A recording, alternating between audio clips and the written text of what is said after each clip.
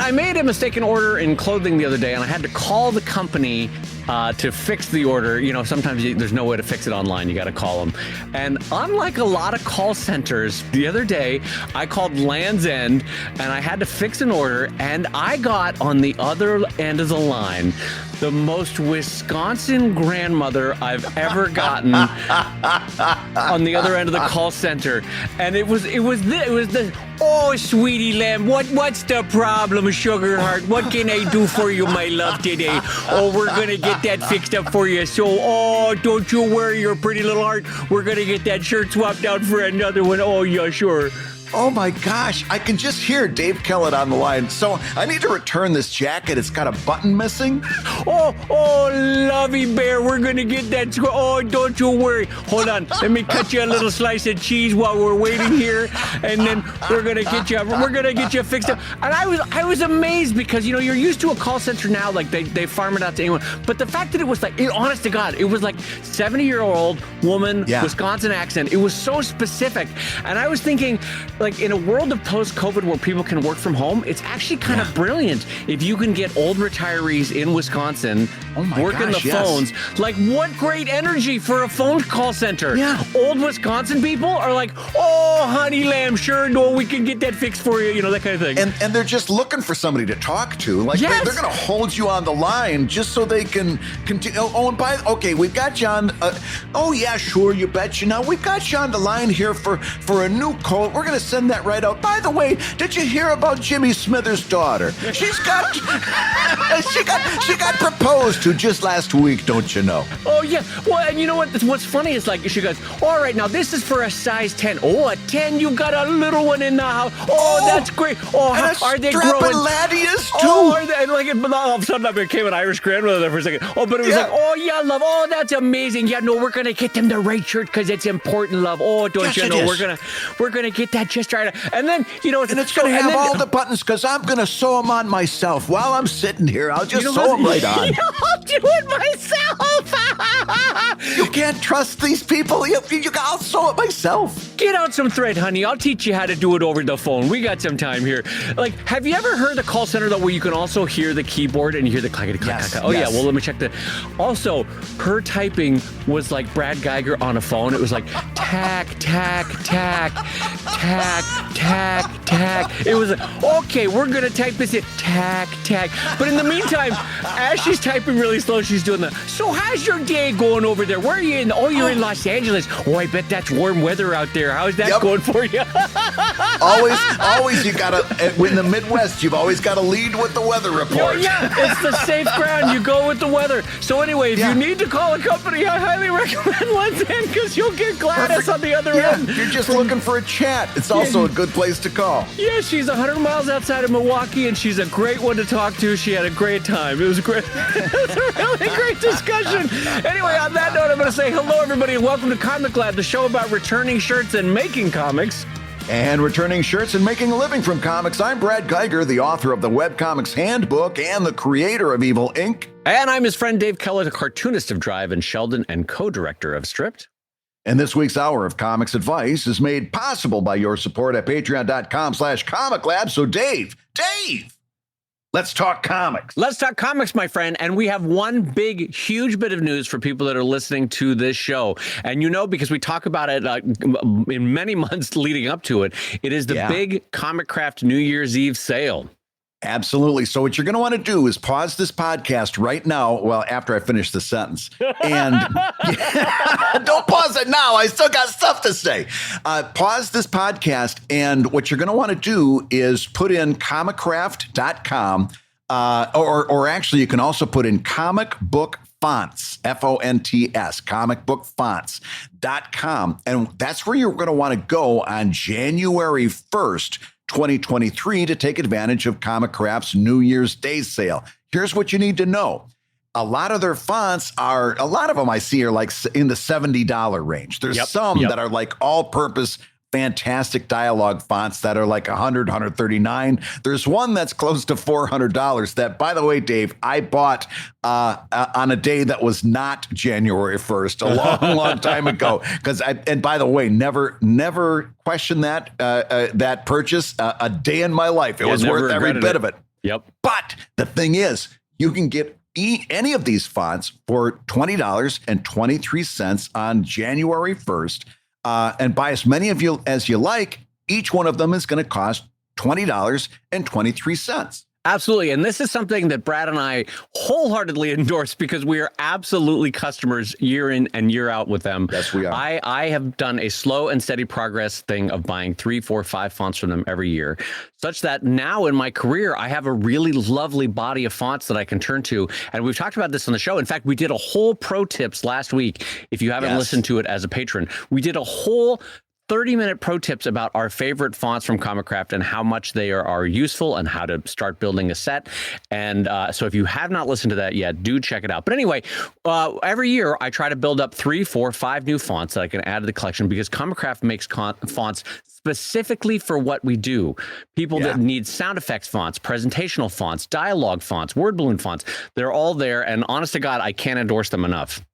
Yeah. So what you're going to want to do is get out your phone, put a reminder, because if you might be out celebrating, bringing in the new year and ringing it in as well. You might be a little bit under the weather on January 1st. You might have other things on your mind January 1st. What you don't want to do is miss this. So put a little reminder in your phone to go off January 1st, sometime early in the day, to go out there. And again, like Dave said, listen to that pro tips. Each one of us suggested 5 fonts that you absolutely should have in your library because you're going to use them the rest of the year long. Yep. Go put that reminder in. January 1st, you're going to kick yourself all year around if you miss it. The Comic Craft New Year's Day sale, each of their fonts, $20.23 a piece. Comicbookfonts.com. That's where you want to head. All right. So a big show for everybody today because we are going to do, speaking of end of the year, we are going to do our big 2022 predictions review, where we take a look at all the things that we predicted at the beginning of the year and sort of go take them point by point and see how we did, see how our predictions landed out. And I got to tell you, I glanced over them before we got on this podcast. I think we did pretty good overall for 2022. Yeah. Spoiler alert, we're I think this is going to be a happy show. Yeah, what I wanted to do, Dave, is go through each of these one at a time, and we can discern between the two of us if we nailed it or if we failed it. Nailed it or failed it? What are you, TV Guide from the 90s? This is amazing. Nailed it or failed it. That's right. We're gonna decide whether we nailed it or failed it. And the first one up for grabs, Dave, is up. This was a prediction that we made, and actually, right after making it, we kind of decided that we had failed it. But I think we need to readdress it at this point. Okay. Our prediction was that Kickstarter was going to back off their blockchain announcement. In other words, they had announced they were moving to blockchain. There was a huge pushback from their users. And for a while, they kind of doubled down. And our prediction was that they were going to back away from it. Early in January, we were like, I think we're going to miss this prediction. I don't think they're going to back away. What do you think, Dave? First one up. Do you think we nailed it or do you think we failed it? I think we nailed it, but I also think that we nailed it for this year. I don't know that it's a permanent fix in terms of having nailed it. I still think they're jonesing to do it for a couple of business reasons. But I think it was enough of a pushback where the company went, all right, that's fine. We'll keep it the way it is. Yeah. And I do think that they will, when they do come time to implement it, they'll have some sort of sub spin-off or a lesser company or a special named branch, kind of had Quickstarters branded for a while. They'll have a special blockchain Kickstarter name to test it out, and people can sign up. And there will be certain applications for which it might be useful. And I'm not morally super opposed to it. I just don't know that it's necessary at this moment for their business model. They've got something that's not broken, so why try to fix it? I have a million other features I would rather have Kickstarter implement. One being better post-Kickstarter implementation of logistics in terms of offering some of the things that the shipping type services offer in terms of how you can handle, how you can approach people, how you can upsell people. Yeah. All that being said, I'd rather have that done than the blockchain. But I think we were right on this one, Brad. I think we nailed it, to quote your Reader's Digest from 1995. I think we nailed it. It took them until February, but finally they came out and they issued a new statement declaring that they were kind of basically pumping the brakes, right? They were slowing down, and they were going to create like a guidance group, right? That they were having an advisory council that was going to include users of Kickstarter and so forth. And that's really the last time I checked in with it. So they didn't walk it back completely, but they've definitely been quiet about it for the rest of the year, and rightly so. Yeah. So I think Dave, I'm going to put an end down for nailed it. That's a. I think we did it. That actually leads right into our second prediction of the year, because in that same period of January, as we were experiencing Kickstarter's flame out with the blockchain thing, Brad had made a prediction, and I'm specifically going to put this one on Brad for reasons that will become clear in a moment. Brad had made a prediction. Brad had made a prediction that Patreon would launch a Kickstarter competitor. The idea being that, like, this is the time to do it. Kickstarter is wounded. Patreon has the user base like Kickstarter, and how great to transition them into project-based and into product-based and not project-based distributed fundraising. And I have to say, it was within, and it is within the realm of possibility that Patreon could do that. But Brad, how did that one go in the nailed it or failed it prediction? I have to admit, we did fail it. We failed it, but what an inclusive use of the word "we." What a broad and generalized use of the word "we." But I will say, Patreon did not come out with a Kickstarter competitor, but we did see an awful lot of Kickstarter competitors that all of a sudden were presented in front of us. BackerKit, for example, came out with a Kickstarter competitor very, very quickly. Also, Crowdfunder. We had a whole lot of people taking a second look at Indiegogo that had been around for forever.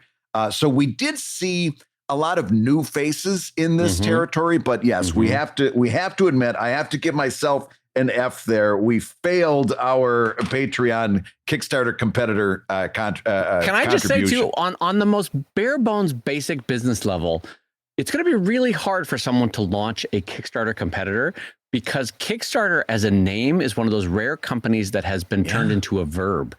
And when you Google something, no one ever says, "Did you Bing it? Hey, Brad, did you Bing that?" If you need to search for something, Bing.com. But people will be like, "Yeah, just Google it real quick," you know. And so, did you Kickstart it? Yeah, I'm Kickstarting. Oh, he's kickstarting that thing. And so once you're able to get your business name as the de facto verb for an activity, I gotta say, it's really hard to fight against that. So it will be interesting to see if anyone's able to break out of that pack, especially BackerKit. I have not had a sense over the course of this year, Bad, that BackerKit has been able to sort of succeed in breaking out of that pact with their Kickstarter competitor. Do you think that's the case? No, from within my bubble, it definitely has. And by the way, I say this as a person that I'm a strong backer in BackerKit. I use them all the time. I love them. You can go back through episodes where I'm really tilting hard at getting people to sign up to BackerKit. I love them. But no, I don't think their Kickstarter competitor has really done the trick yet. Or maybe they just haven't gotten enough momentum yet. It's only been a year. We can give them a little bit of time, but I don't think it's happened yet. Well, on the flip side of this coin, let's talk about this. I do sense, though, that in 2022, my own outsider looking in from Patreon side of things is that they are increasingly looking at their bottom line for their investors. And I got that in the sense of new tiers and new features that were not included for the sort of founder levels. I saw that. Yes. An ever increasing push for merch for members, which anytime I get that email, I'm like, who are we kidding with merch for members? I love Patreon. Merch for members. We've talked about this before. The financials do not work out on merch for members. It's not, I love them. I love them. I love them. It doesn't work out. But what I'm getting at in this broader point is that I think in some respects, the piper is needing to be paid for Patreon, in that their growth, they're trying to up their growth basically in terms of from their existing user base, extracting more value. And so I do agree with Brad in the broad sense that even though they didn't launch a Kickstarter clone, they're trying to squeeze more blood from that stone. Yeah. And while we're at it, while we're on Patreon, real quick, let's talk about a prediction that we didn't make, but I saw the prediction being made everywhere on social media.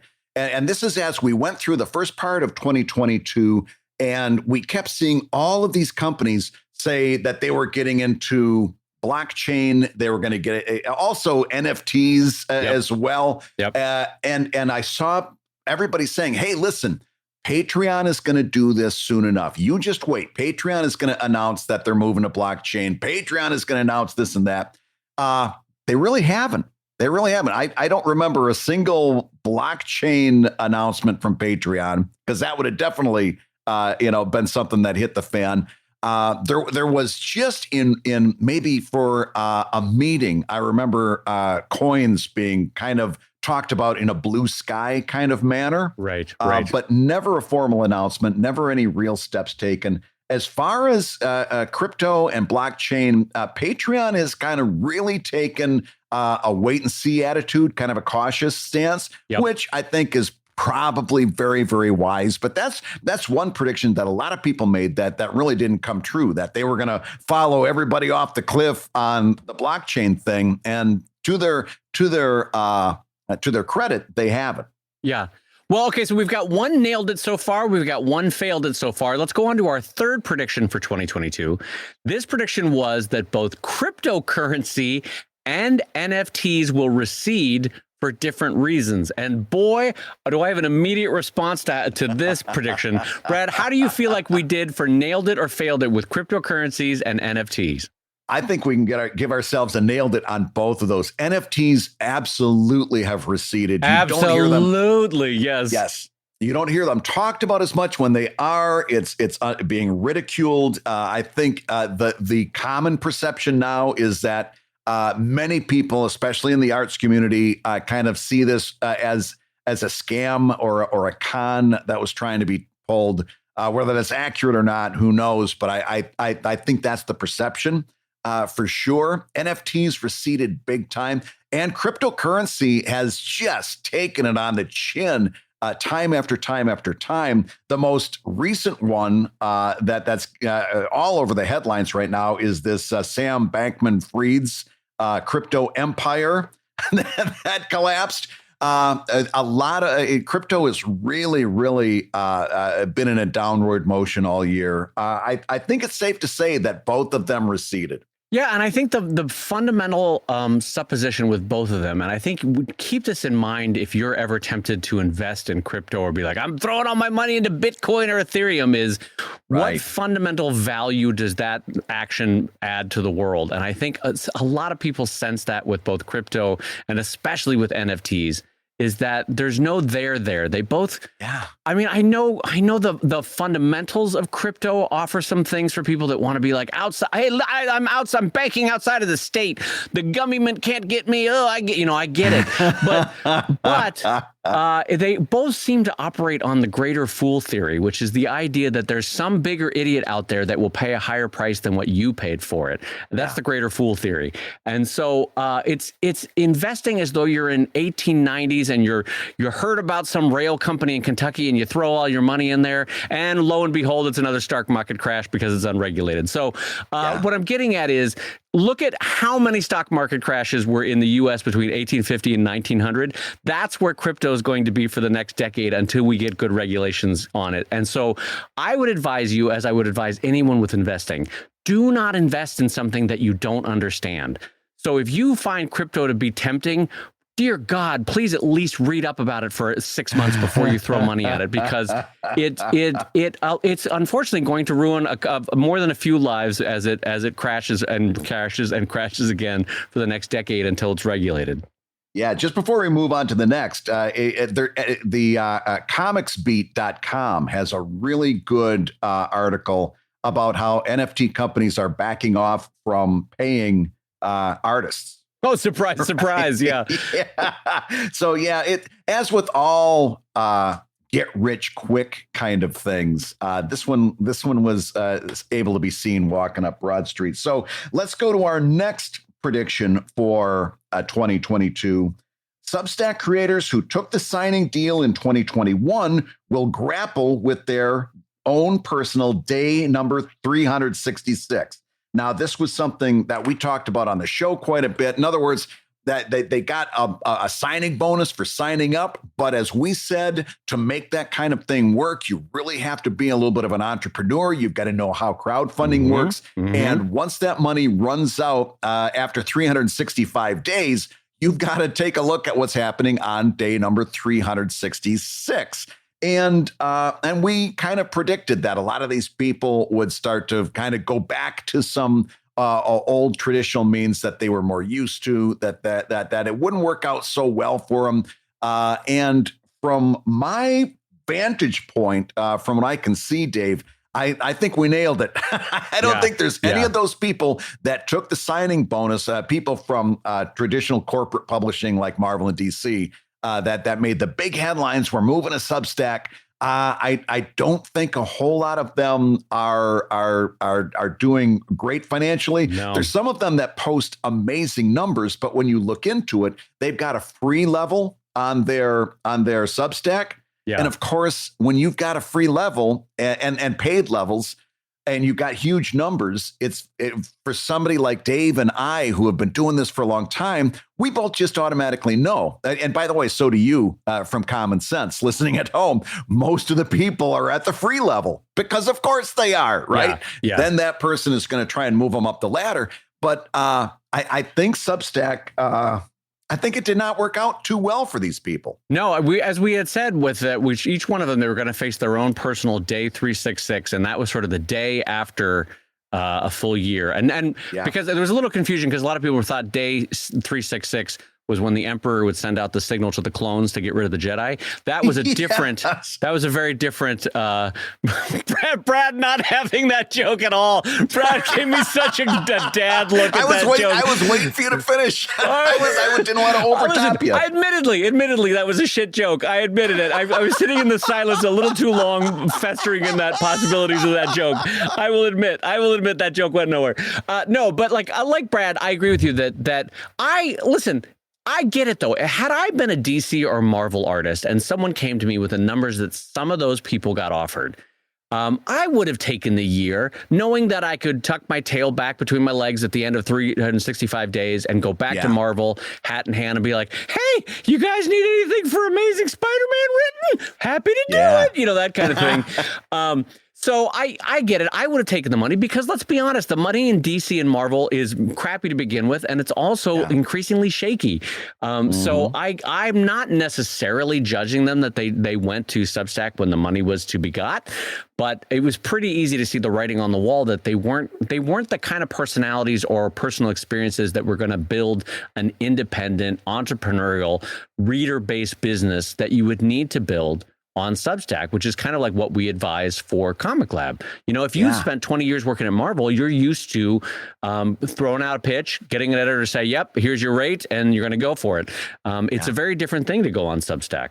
And I saw some people on Substack making the classic error that we've talked about on this show time and time again. They were confusing a monthly crowdfunding for project crowdfunding. In other words, we always tell people, your Patreon's your Patreon, your Kickstarter's your Kickstarter. You don't offer Patreon benefits to Kickstarter. You don't offer Kickstarter benefits to Patreon. And I saw at least one of these people offering merchandise to their Substack backers, right? Like, if you're we'll send you this print and this book and this other thing. All of a sudden, they've got shipping costs. They've got the costs involved with creating that stuff, having it printed up and all this other stuff. A complete, again, for people like us that have been doing this for a long time, it's like, that's a rookie move. You don't want to do that. Your Substack is your Substack. That's where you're kind of almost building community too, and generating that monthly income. Then you take that Substack crew and you say, hey, I got great news. We're going to do a Kickstarter. Or if you're choosing one of the others, a backer kit, whatever, we're going to do a Kickstarter over there. And you will find that those people that are behind you for monthly crowdfunding, they're the core core of your audience, they'll be the first one in lines to be over there to do that Kickstarter. You don't confuse the two. And I saw at least one, maybe two or three that were offering merchandise through their Substack. And it's like, nah, you know what? It's not a good move. Well, let me ask you this, and this is separate from wearing your business hat, but just as a person going through the world, Brad, is your sense of Substack that it has cemented itself in the public consciousness, that it is now a going concern? I sense with a lot of former journalists or columnists, I guess is a better way to say it, that Substack has now become a fixed thing in the journalism world. But for the broader world, do you think that Substack is here to stay? Do you think Substack as a business model has proven itself after a year or two of big expenditures of VC or angel money, whatever it was, that they've gotten their toehold and that they're here to stay like a Patreon or a Kickstarter? Is Substack here for good? I guess is what I'm asking. That has not been my perception. Okay. Again, sitting from my vantage point, that has not been my perception. I'm going to agree with you that in certain spheres like journalism and so forth, it has done admirably well. But for others, such as comics and entertainment, not so much. And I've noticed also, like when Twitter started to have its problems and it started its long decline, that it's still engaging in. Something that none of us predicted, by the way. No. When Twitter started declining, Substack immediately tried this pivot in kind of reframing itself as a newsletter and social media, right? It was kind of making that. I saw a lot of people kind of making that claim. I saw that positioning trying to happen. And I don't know that they've been successful in it. Being successful social media means a whole nother thing. It means being able to put a message out there that reaches an audience that's beyond your own personal audience, right? Going viral, in other words, and being shared. I don't know how successful Substack has been at that. That doesn't mean that they're not going to come around. A lot of these companies, remember, it took Patreon years and years and years before we knew about them. They were around. They just had to work their way up. Maybe Substack is on this same path too. It's really hard to tell, but as of this point in time, I think our prediction was pretty much on the mark on that. Yeah, I think so too. I like you. I think for what we specifically do, and for parallel, what a lot of Marvel and DC people specifically do, Substack is just not the right. It's just not the right fit. But I feel like for people that do columns, journalism, essays, and also maybe even stuff like recipes, things that are pure text, I could see Substack kind of gaining a toehold that now could be permanent. So I agree with you that I don't think it's for us necessarily, us being cartoonists and comics and cartoon creators. But I sense that there is enough of a toehold that we'll still be talking about Substack 3 years from now as an entity that exists, an entity that, that didn't flame out very quickly like some .com things do from time to time. But let's switch gears for 1 second. Let's talk about the Black Swan event of 2022 that neither of us saw coming in our predictions, which was Twitter potentially imploding, and kind of imploding already. But what advice would you give to people that I think we've given over the years, but to prepare for knowing that Black Swan events like this will happen in 2023? How does one prepare for a complete change in an aspect of your business model? Well, the main thing is going back to that 20 comics commandments, and it was right there at the top, owning and controlling your own work. That really is your best defense against any of these changes, right?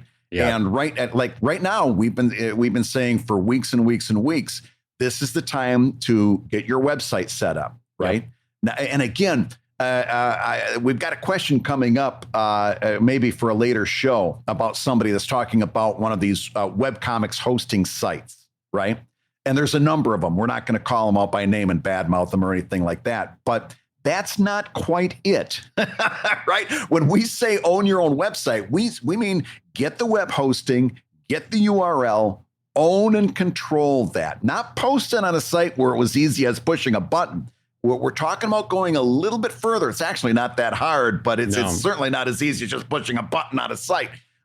Own and control your own work. Right now, my big recommendation when people ask me this question is you need a website and you need an email newsletter list. You need to be able to email people directly with your content, and you need to have a website standalone that only you have control over. Those for 2023, those are the top two, Dave. Am I missing any? No, I think that's brilliant advice. I would just marry that with one other thing that I would say is that own and control your business. And a thing we say repeatedly to prepare for black swan events or for things completely failing on you is to have many legs under the table of your career, which is if you imagine your career in the metaphor as the career is the table, if you have 15 different companies that you work with propping up the legs of your table there, if any one, like a Twitter, gets knocked out from underneath you, you still have 14 other legs. So will Twitter be a hit to my business in 2023? Absolutely. I will probably be down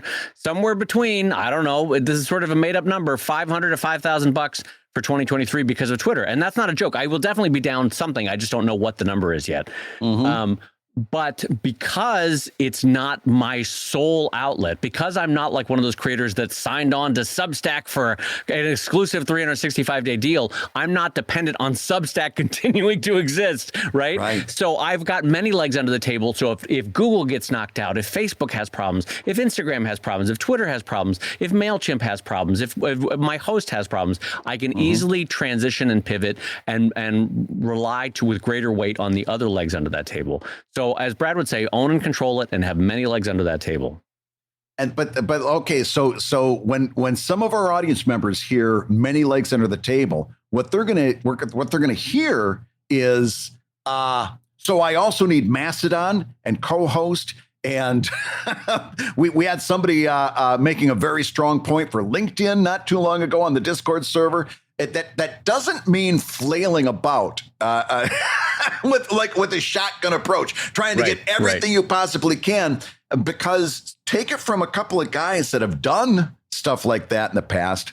If you try to do everything, you're going to end up doing nothing. Right. So when we're talking about this, we don't mean that it's like I've gone out on a bunch of these Mastodon, which, by the way, I'm telling you, Mastodon ain't it. I'm sorry to burst your bubble. Mastodon ain't it. But I went out to Mastodon, co-host, what's some of the other Hive, and just parked my name just in case I needed it in the future. Just put my name, did a little bit of posting to see what was happening. By the way, just been sorely disappointed across the board. Pillow Fort's another one.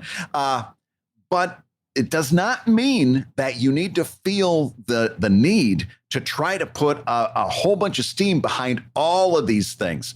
The other part of the many legs under the table conversation isn't flailing about wildly. It's choosing your shot, going out there, seeing what's working and saying, okay, I'm going to put, like for me, it was Reddit. I hadn't picked up Reddit in 3 years. All right. That was not a leg under my table. When Twitter started to decline, I said, okay, I'm going to put a little bit more attention to Reddit, which I haven't. Started to get good results. So that became part of my weekly social media list that I would put a little bit more attention there. It doesn't mean that I've got to put a whole bunch of attention between all of those other ones as well, because you're going to wear yourself out and you're not going to get good results. You've got to be judicious about that. You've got to pick and choose what's working, what's not. What's good for you might not be good for that other person. What's good for them might not be good for you. You've got to find out what works for you, because let's face it, you've only got so many hours in the day. If you're trying to do everything, you're going to do nothing. Yeah. So that's a really good clarifying point that I'm really glad you added that, because you're right. When I say many legs under the table, some people read that as, well, I guess I got to do everything. I got to. And the key word that Brad had there was judicious. You got to, with clear-eyed examination, you got to say what's working for my peers, what's working for me, what things can I do within the time that I have available in the week without killing myself.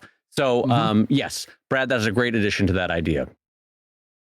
Hey, if you're listening while you work, take a minute to stand and stretch. And while you're doing that, we're going to tell you why you should join us on Patreon. When you do, you're going to get hours and hours of podcasts that we've recorded just for backers. And exclusive Patreon posts that go even deeper on Comic Lab topics. And access to our exclusive Discord server, which is a thriving community of professional cartoonists. So you can support the show you love and get tons of actionable resources for your own cartooning. And listen, if you can't swing a pledge this month, we get it. No worries. Yeah, listen, you can still support the show by rating us wherever you get your podcasts. Just leave a 5-star review and a few kind words. That, along with mentions on social media, is incredibly helpful. Now, everybody, let's talk comics. Well, Brad, I have an update for everybody regarding that last thing about Twitter, which is actually appropriate to share. And this, every week in mid-show, we try to do updates. And this week's update is, I have to say, my email subscriber base has a slow but noticeable uptick since Twitter has ended. And by slow, I mean like it's not going gangbusters. It's not like 1,000 people a day, but it is probably 3 times what it normally is for signups, and it's noticeable enough that I thought I would mention it to folks, that it is worth it to continue to push your mailing list on Instagram and on Twitter, because my feeling is when you capture somebody on your mailing list, whether it's MailChimp or Simple Letter or whatever it's going to be, you really, really, really capture them, unlike an algorithm, which might only show it to them 20% of the time, 60% of the time, doesn't matter. They're going to get every email. Of course, they can unsubscribe at any time, absolutely, but you really, really capture them. So I take it from me, this is the time to be pushing your email newsletter. Now, actually, Dave, this leads into a question that we've gotten from a Patreon backer. So let's just knock it out here real quick. Sure. What do you put in your email newsletter? What do you put there? Oh, well, that's a great question. So you do not basically, you don't want to replicate your entire website on your email. Yeah. So you want just some branding up at the top that reminds people, bada bing, bada boom, hey, you're on Brad Geiger's email. You want the comic front and center. That one's going to go towards the top of the email. It's got to be inline, so you don't want to have them click to go to the website. People want, as Brad always says, people want to read it in the medium they're in. If they're on their email server or their email program, they don't want to be clicking away to their browser. They want to just read their emails. So the ad front and center, the comic front and center, and then I try to include the blog and maybe 1 or 2 in-house ads. Like, hey, are you enjoying the comic? Or get a book, or are you enjoying the comic? Join us on Patreon. Here's why. That's what I tend to do. It tends to be fairly simple, 3 to 4 elements. How about you, Brad? What do you tend to include? I'm even simpler than that. I have the comic in a vertical scroll, right? So they can just see it panel by sliding down on their phone. I usually have a very small graphic Patreon solicit at the top, right? Gotcha. Smaller than a typical panel, and always with an illustration. Again, sometimes we got to remember, cartoonists, that we are artists. We see so many that are text only. And it's like, no, put some art there. Come on, you're an artist. You're supposed to know this. So I'll put there, and I don't put like the blog there or anything that I would have in the past blogged. But just because it's like, I think if I can get them to read the comic, that's enough. And also, like, if I decide, like, if I've got a Kickstarter and I start putting something extra there, then they're going to be surprised by the something extra, and they're much more likely to read it. Whereas if I inundate them with stuff, then it's like, nah, they're going to get lost down there, So I don't do as much with the blogging with that. Although maybe, I don't know, maybe you're doing so well. Maybe I got to rethink that and try it a little bit. No, not necessarily. I appreciate your philosophy on that. So I agree with you. But I don't think you need to do more than that. I think just keep it simple. And the important thing is to get them to read the comic and put a little solicit near the top or just after the comic that directs them to whatever the best place for them to participate in what you're doing, whether it's Patreon, a Kickstarter, so on and so forth. But that's really all you need. You don't have to make this harder than what it is. Yeah. Exactly. And so I'm not setting the world on fire, but I'm seeing this as kind of a 5-year arc of me trying to slowly capture some of these lost Twitter readers onto my mail server. And so I'm kind of approaching, I think, 10% lost Twitter users. And this has been the one silver lining, is that I have transitioned a noticeable number of them over to MailChimp for myself. Not only that, but I'm going to add this as more of a note to myself and a note to you listening at home. Change up how you're pitching this to people. Change up your email pitch. I haven't gotten the results that Dave has, and I think part of it is I haven't changed my pitch, which was a good pitch, but I think I need to do some dedicated pitches to the mailing list. I've always offered like a free copy of an earlier graphic novel, the PDF. I think maybe choosing a new gift would be good. You know, in other words, change this up. I think my big falling out with the email newsletter is that I've just let it go on autopilot for so long. So don't be afraid to change up your approach a little bit. Add some new stuff. Otherwise, people kind of get blind to it in the same way we had banner blindness back on the old website days. You can just kind of flame out there. Yeah, absolutely. And just a reminder, the advice that I got from Brad in terms of pitching people for a mailing list was, hey, the algorithm is not showing you everything. Do you want to see everything? Well, sign up for my mailing list.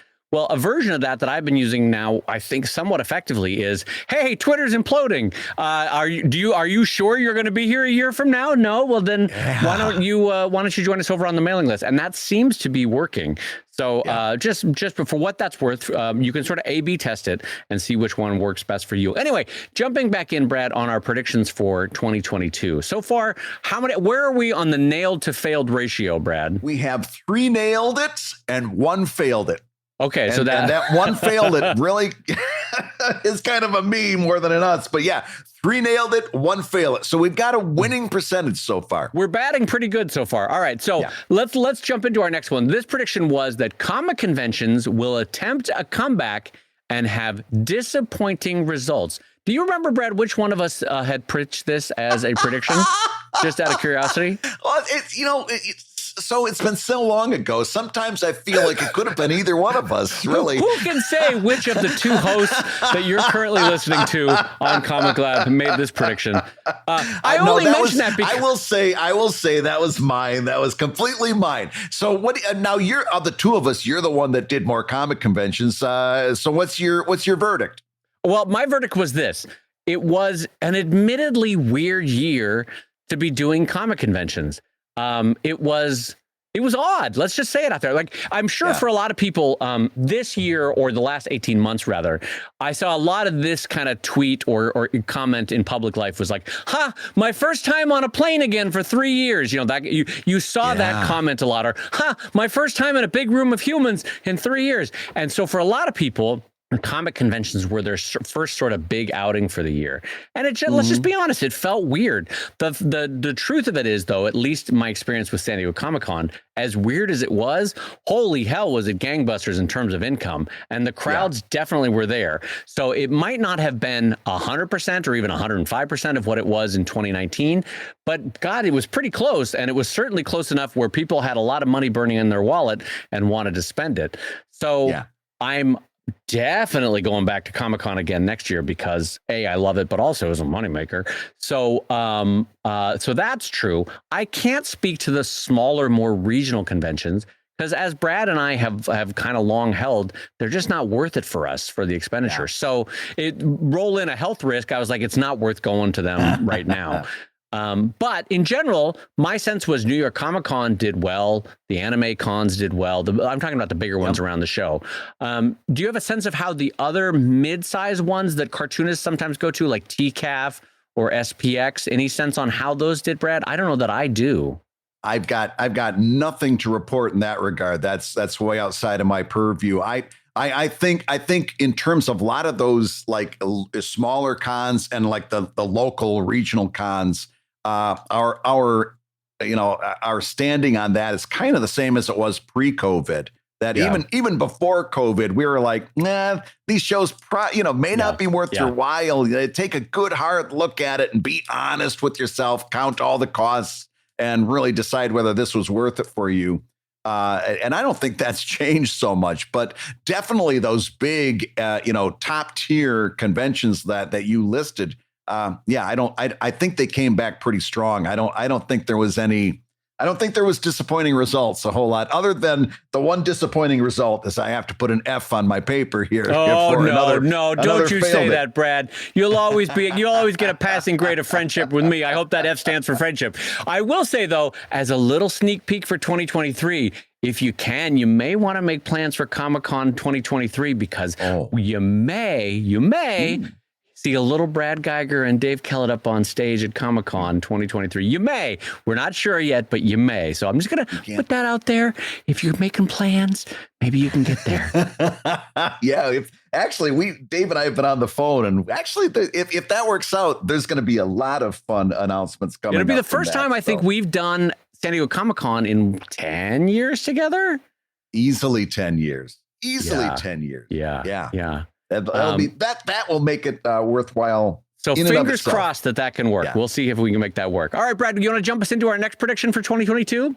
The next prediction I have is that paper shortages and shipping delays will continue to vex creators' ability to create physical goods. Oof. Yeah. So I laid off for that reason. And for mainly that reason, I got to be honest with you. I laid off Kickstarter again for this year because I was terrified of getting behind the 8 ball on a campaign and having shortages and shipping problems and stuff like that. So I dragged my feet in the first part of the year and then was like, geez, now it's almost too late. And then by the time I was really ready to do something, it's like, oh, it's way too late now. I can't launch something this late, because I was scared of exactly this. So I adopted wait and see.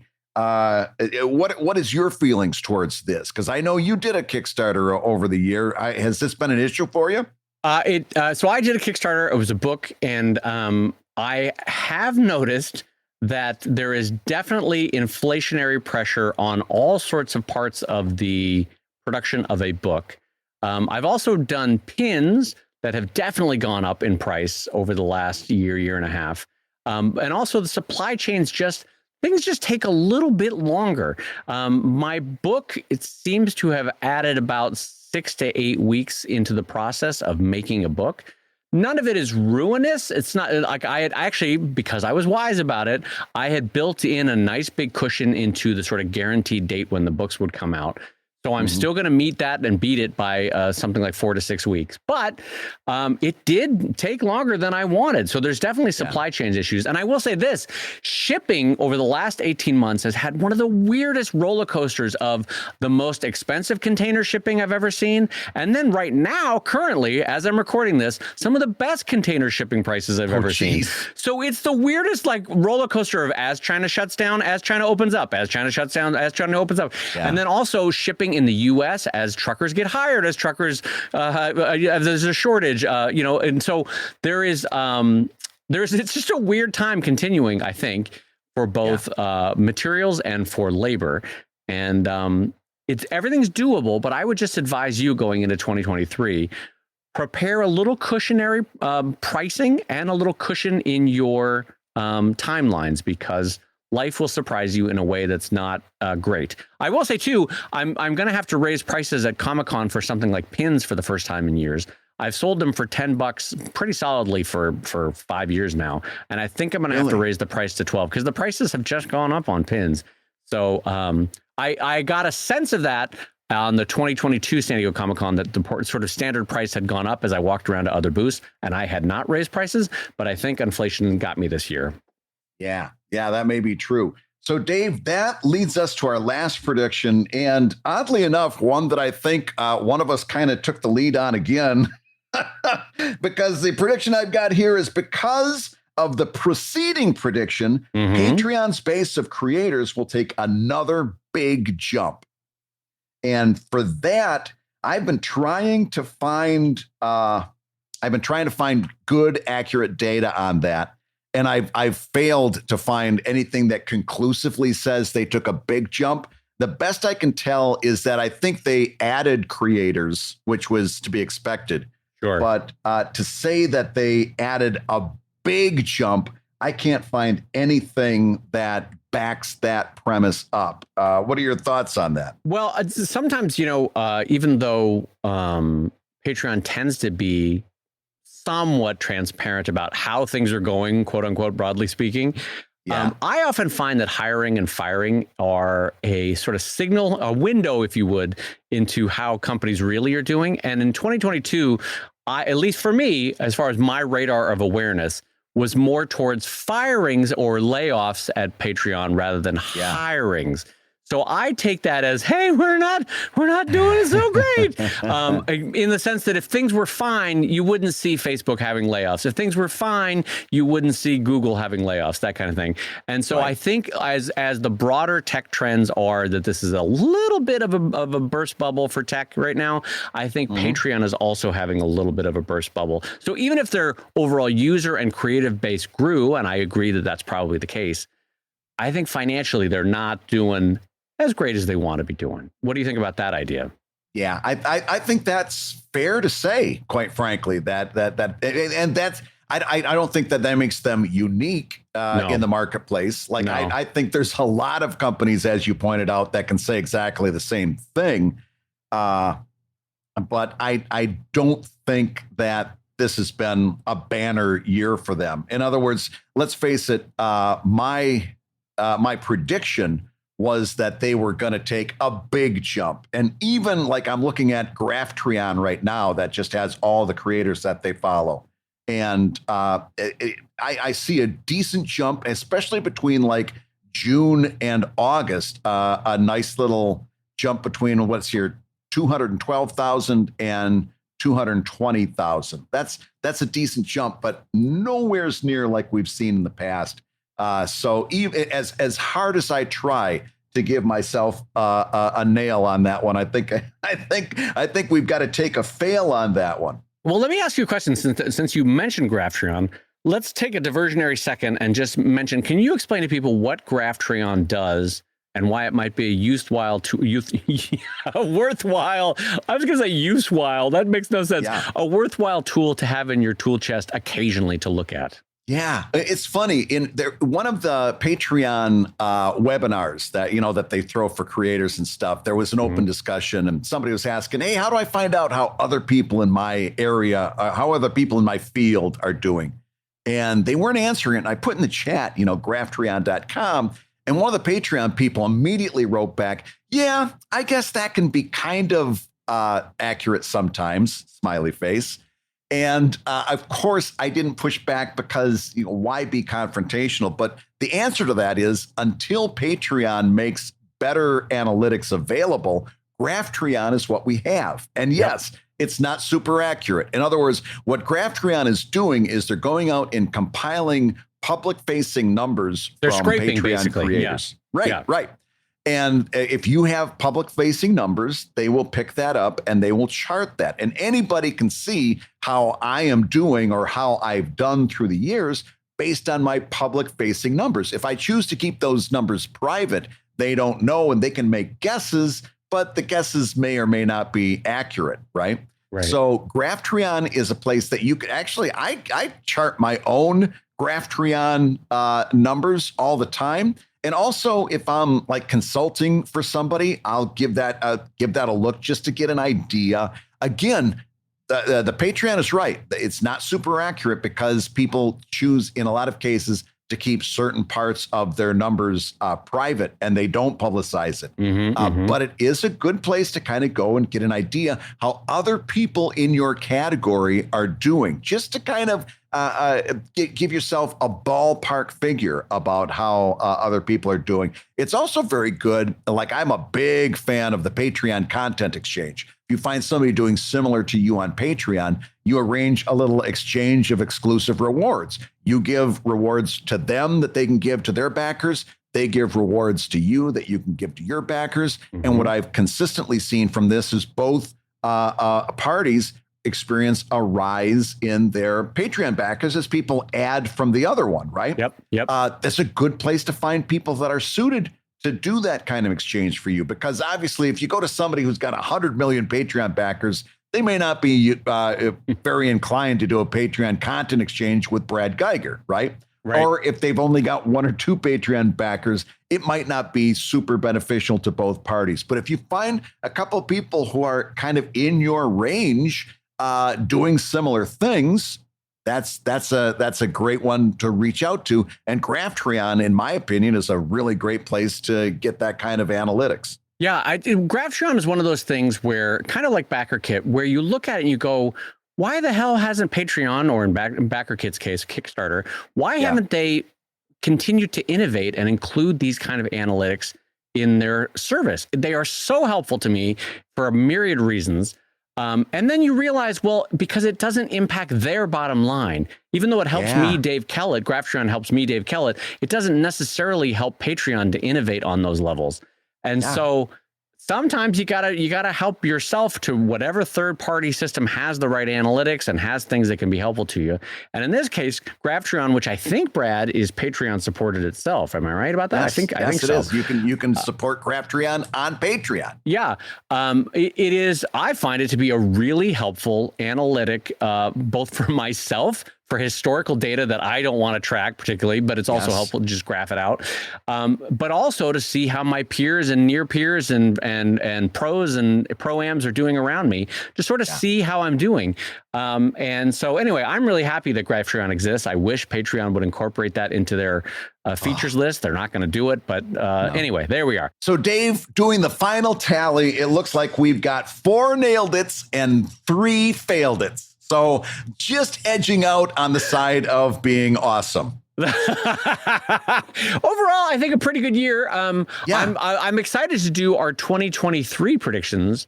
And just a reminder for everybody, we're going to do our prediction show. And also we're going to do our own personal goals in lieu of those predictions. So how we're going to face the next 1 year, the next 3 years, and the next 10 years. I think we're going to do 1, 3, 10 or 1, 3, 5. What do you want to do? Probably 1, 3, 10. Oh gosh, 1, 3, 10. Actually, what do you think about 1, 5, 10? Sure, 1, 5, 10 is fine. It seems like a better distribution. Sure. 10 is always sort of like, I hope I'm still alive, is always sort of what 10 is. Well, yeah, as time goes on, it sure is. Exactly. But this was overall, 2022 was a fairly goodish year to be a cartoonist, I think. We survived another year. And honestly, there's something to be said for any year you can pat yourself on the back and said, I'm still cartooning. Whether you're a pro-am, or an amateur, if you have kept up your cartooning, good for you, because that is it's not an immediately easy thing to do, to be able to say that at the end of every year. Yeah, and it's kind of like that old axiom, any landing you can walk away from is a good one. You've got to remember, especially as we're looking at end of year stuff, what Dave said is absolutely right. In that, you have to define what success is. And success at this point, for different people listening to the show, might not be, making $100 million. It might just be, I did it, I got better at doing it, and I'm excited about the year to come. That might be success. And by the way, that's a valid success, right? Yeah. If you're at a certain point in your career, and you can go back and look and say, I did some pretty good, consistent stuff. I'm getting better. I can look. And by the way, here's a great one. Look at the first thing you did, or the first thing you posted in January. And if it makes you cringe a little bit, fantastic. You win, because you couldn't see that in January and you can now. And that means you got better. That is success too, right? Yeah, there's artistic success, there's editorial eye success, there's financial success, there's all sorts of different ways to gauge your career. And I'll tell you, the biggest success you've had is listening to another episode of Comic Lab, wouldn't you say, Brad? That's right. That's the show about making comics and making a living from comics. You out-transitioned me. I saw the transition coming and I had to seize it. Your hosts have been my friend Brad Geiger, the editor of webcomics.com. By the way, an incredible resource that you should check out. Webcomics.com. Brad has put in years of effort.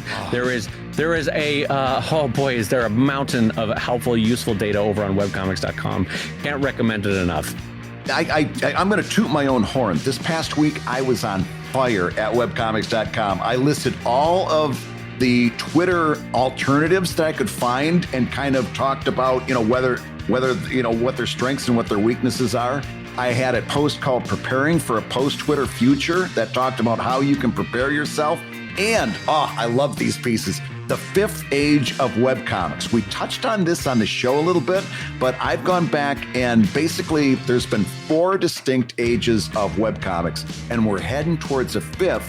And I said, what can we learn about this new age of webcomics we're heading into by understanding what those 4 ages were? Mm-hmm. And I just wrote my little heart out.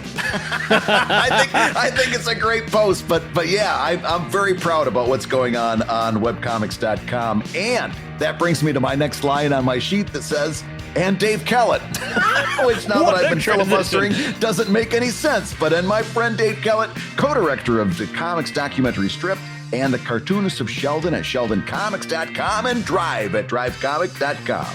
And the Comic Lab theme song is used with permission from Andy Creighton at theworldrecord.net. And this episode was edited by Matt Woodard of Woodsong Productions over at www.woodsong.media. If you love Comic Lab, you can rate and review the show on Apple Podcasts as well as Spotify, and you may hear your review featured on a future episode like this one. We got this one just today, Dave, and I want to share it with you. This comes in from Mark. It says this: hey guys, I just want to say thanks for everything you do. In the coming year, I'll be launching my own thing, and it's due in large part to your podcast. So Dave, we've got a podcast listener out there who's excited to be going on this new adventure in 2023. And he says part of it is because of Comic Lab. And there is literally no better compliment that we could ever get. No, that's fantastic. And Mark, what a great way to end your 2022 and go into your 2023. So fantastic. Congratulations, Mark. And I will say Comic Lab is made possible by your support on patreon.com/Comic Lab. And so with a huge thank you from our heart for 2022, I will say it twice, patreon.com/Comic Lab. You know what I think about that, Reed? What's that? I think you nailed it. Oh, God bless America. Every phone call I get from Brad all week's going to be like, you nailed it, nailed it, nailed it.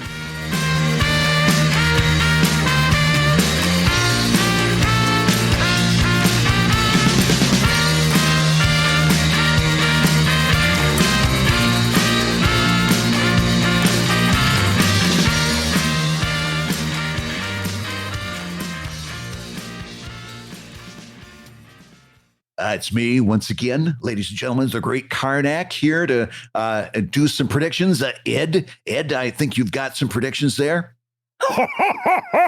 Yes. Follow the yellow brick road. All right, I'll open up this envelope. What are good directions to the urologist's office? Jeez Louise.